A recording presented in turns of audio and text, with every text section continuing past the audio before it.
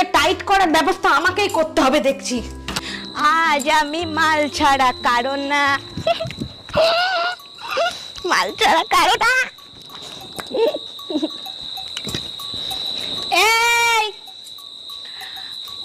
অপূর্ব ভৌমিক, বেরিয়ে আয়,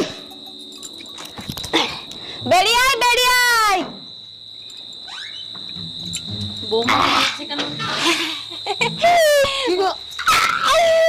তুমি বেরিয়ে আসছো? এই না, এটা আমার মদ, এইটা আমার মদ, আমি দিব না।